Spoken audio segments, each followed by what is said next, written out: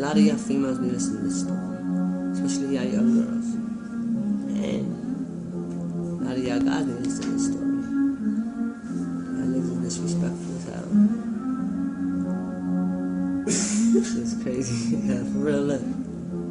I remember this story my mama told a lot about this little broken-hearted girl who grew up with a cop. When sexy Lexy was born, my mama never wanted her. Abandoned her in the trap, no one knew who her father was. She was there for 2 days straight, crying her eyes out. Then the North-duty cops and lawyers decided to find out.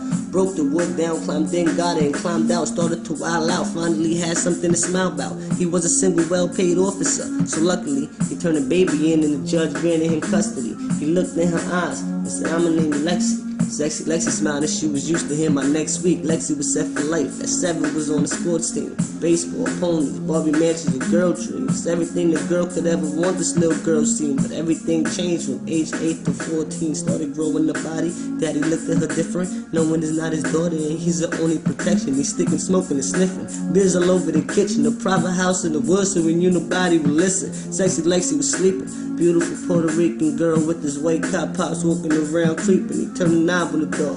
Lexy opened an eye up. Deep sleep though, it was tough for Lexy to rise up. Creeped up behind her, closed the door in silence.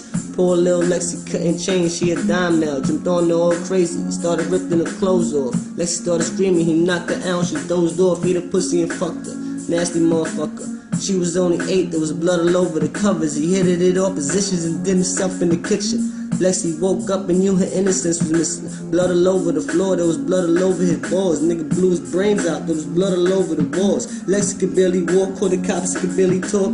FBI came in, the scene was looking berserk. They threw her into the shower and rushed her ass to the hospital. Got her stitched up, she was open at 8 kilometers. You see, the problem was she had to go to a foster home, and the one who raised her and raped her was the only pop she'd known. Confused of this world, she was scared of the fucking globe. Then this white lady grabbed her hand and said, "Let's go." Lexy bit her in the arm, started blowing it towards the door.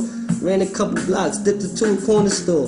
Some 16-year-old drug dealer kid saw her, ran down on her, and asked her who bothered her. She's like, "My mama's dead and I never knew who my mama was." He's like, "With my sister, you can stay with us." Follow us, she followed them. Right into a house just like her father's was. He's like, "It's just us, mom and dad, you make 5 of us." Mama was a prostitute, daddy was a hustler, the sister was 11 and the son was making love to her, but everybody fucked with them. They always kept the money up.